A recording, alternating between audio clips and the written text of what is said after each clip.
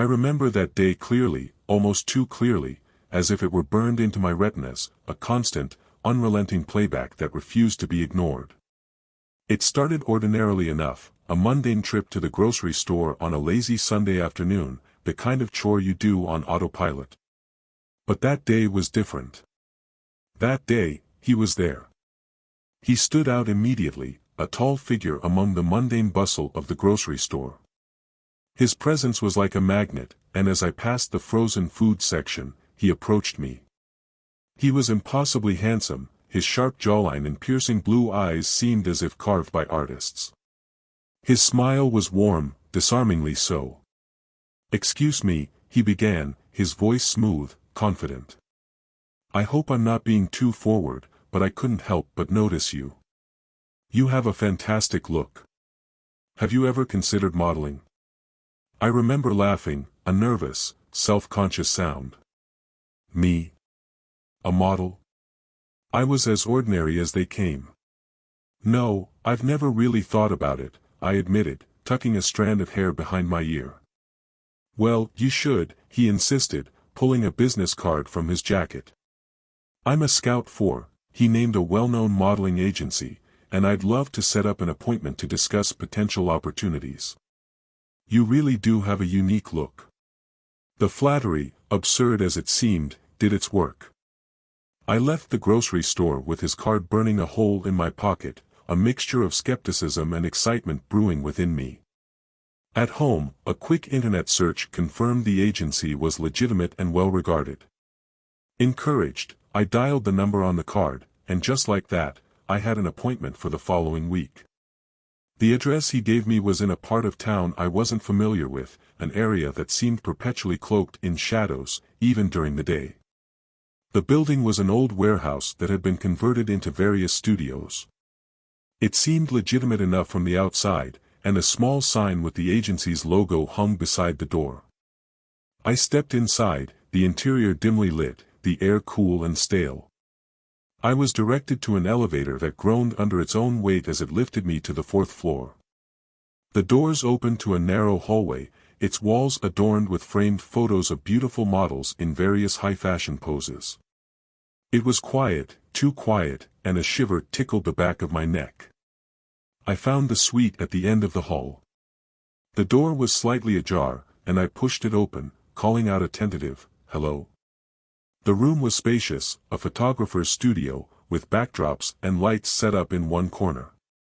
It looked professional, but it was empty. I waited, the silence swelling around me until he finally appeared from a back room. "Ah, you made it," he smiled, closing the distance between us with a few long strides. "Let's get started, shall we?"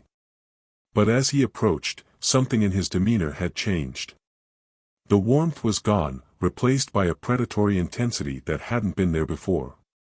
My stomach twisted into knots.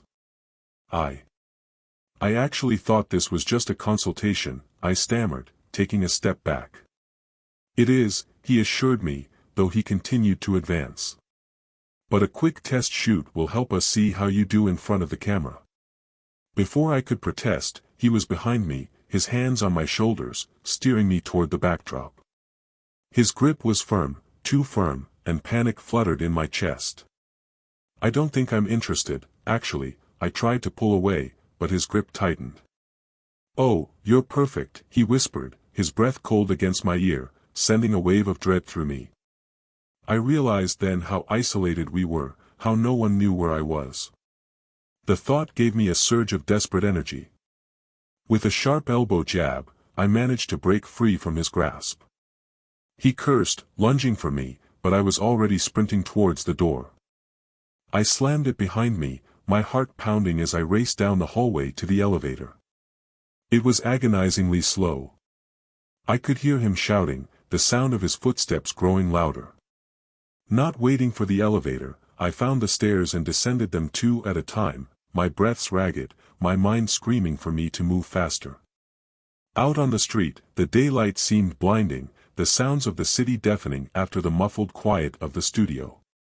I didn't stop running until I reached a busy cafe several blocks away. Only then did I allow myself to collapse into a chair, my entire body shaking. The police were sympathetic but ultimately not helpful. The warehouse was empty by the time they checked, nothing but a shell with no evidence of the agency or the man who had claimed to be a part of it. The business card he'd given me turned out to be a fake, the phone number leading nowhere.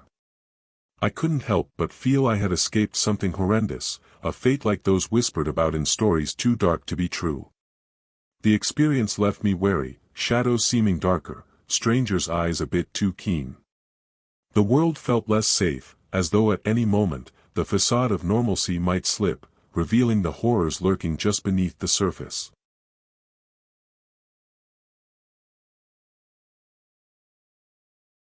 It was nearly midnight when I decided to walk home from my friend Lara's apartment. The city was quieter at night, but the crisp air and soft glow of the streetlights usually made the journey feel peaceful, almost magical. That night, however, the air was tinged with a biting chill that hinted at an approaching storm. I pulled my jacket closer, the sound of my footsteps echoing off the silent buildings around me. The street was deserted, save for the occasional car whizzing past, their headlights briefly illuminating the dark. I was only a few blocks away from my apartment when I saw him, a man, stumbling out of an alleyway. He was disheveled, his clothes torn and dirty, hair matted to his forehead.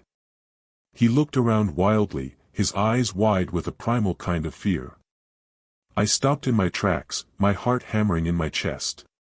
He spotted me almost immediately, and for a moment, we just stared at each other. I could see the desperation in his eyes, the raw terror.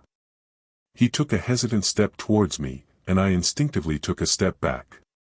"Please," he rasped, his voice hoarse and trembling. "Help me." I hesitated, fear and sympathy warring within me. Part of me wanted to run, to get away from this unpredictable stranger, but another part, the part that had always believed in helping others, rooted me to the spot. "What happened to you?" I asked, my voice barely above a whisper. "They took me," he said, the words spilling out in a frantic rush. "I escaped, but they might still be looking for me. I don't know where to go." His eyes darted around the street, paranoid, and suddenly, I understood. This man wasn't just a victim of some random mugging or accident. He was terrified for his life. "Come with me," I said, surprising myself with my own decisiveness. "I have an apartment nearby. You can clean up, and we can call the police." He nodded, relief flooding his features. We walked quickly, and I kept glancing around, half expecting someone to jump out of the shadows. When we reached my apartment, I ushered him inside, locking the door behind us. In the bright light of my kitchen, I could see him more clearly. There were bruises on his face, cuts along his arms. He flinched when I touched his shoulder, guiding him to sit. "I'll get you some water," I said, turning towards the sink. As I filled a glass, he began to speak, his voice a low murmur. "I was on my way home from work, late at night. They grabbed me, threw me into a van. There were others, too, in the back. I don't know where they took us, some house, far away. They locked us in a basement." I handed him the water, watching as he drank it greedily. His hands shook, and he wiped his mouth with the back of his hand when he was done. "They said we were theirs now," he continued, his voice breaking. "That we'd never see our families again. We were property." The word made my stomach turn, the harsh reality of human trafficking stories I'd read in the news crashing into the safety of my own kitchen. "How did you escape?" I asked, my voice barely audible. "There was a fire. In the kitchen, I think. Everyone was panicking, and the guards were distracted. I found a window, small and high up. I broke it and just ran." His eyes met mine, haunted and hollow. "I left the others behind," he whispered, shame tinging his voice. "It's okay," I said, though I knew it wasn't. "You survived. That's what matters right now." I moved to the phone, dialing 911. I explained the situation in hushed tones, glancing back at him. He was watching me, his body tensed as if ready to flee at any moment. The police arrived within minutes. I let them in, introducing them to the man whose name I still didn't know. They asked me to wait in another room while they talked to him, and although I was anxious, I complied. From the living room, I could hear muffled voices, the occasional question, a sob. I paced, wringing my hands, the severity of the situation pressing down on me. I thought about the others, still trapped, still waiting for a chance to escape like this man had. When the police finally emerged, they assured me they would take him to the station, get him medical attention, and start an investigation based on his information. As they led him away, he turned to me, his eyes brimming with tears. "Thank you," he said, his voice steadier than before. "You might have saved my life tonight." I nodded, feeling a mix of relief and sorrow. "Take care of yourself," I said, and he gave me a small, grateful smile before they escorted him out. After they left, the silence of my apartment was overwhelming. I locked the door, leaning against it as the gravity of the night's events finally hit me. I slid down to the floor, my mind replaying every moment, every decision.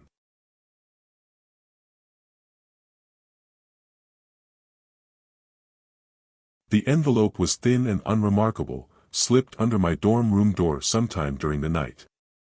I found it in the morning, a slight intrusion into the mundane routine of my college life. It was sealed with a simple wax stamp, the emblem of the university pressed deeply into the red wax. Curious, I tore it open, unfolding the heavy parchment inside. It was an invitation. Celebrate the night at our exclusive gathering. Tonight at midnight. Bring this invite. East Campus, Halloran Wing.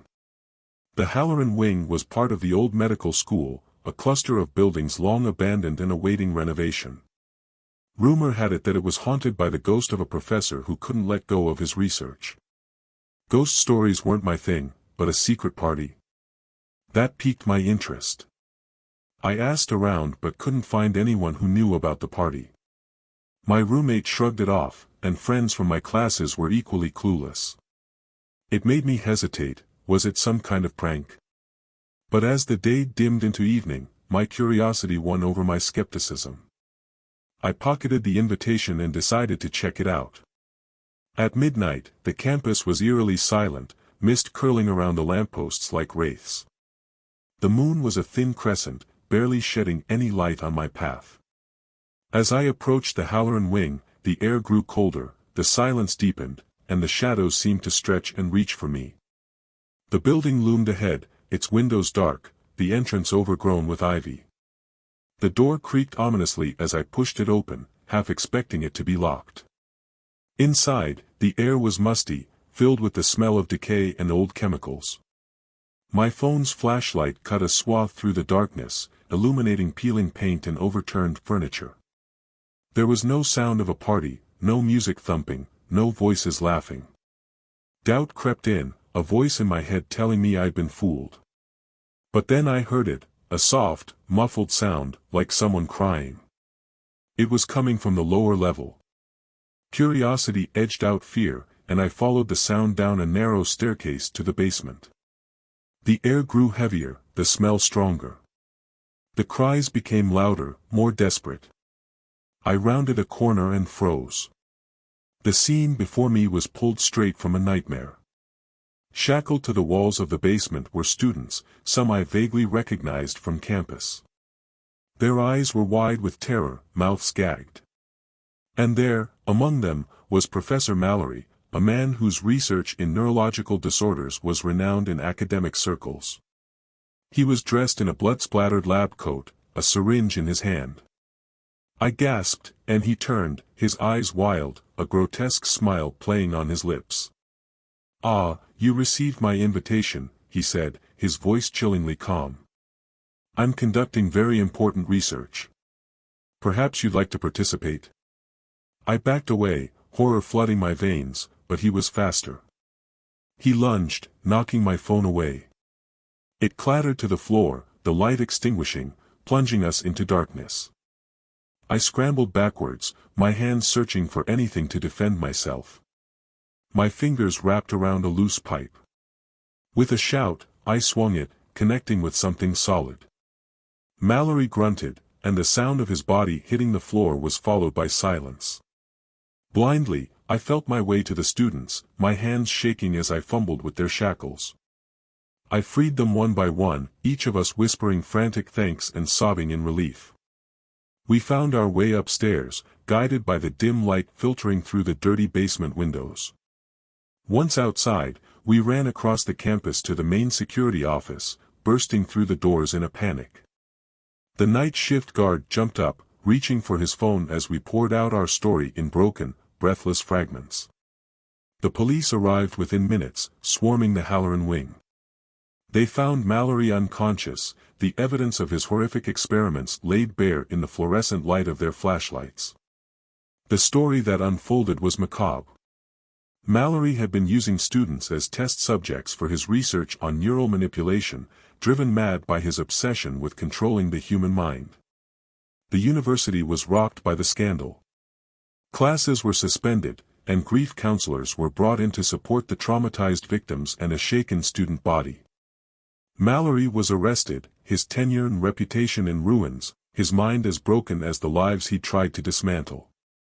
I couldn't stay in the dorm after that. Every shadow seemed to whisper Mallory's name, every dark corner a reminder of that night. I moved back home, commuting to classes when they resumed, my trust in the familiar faces around campus irreparably shattered.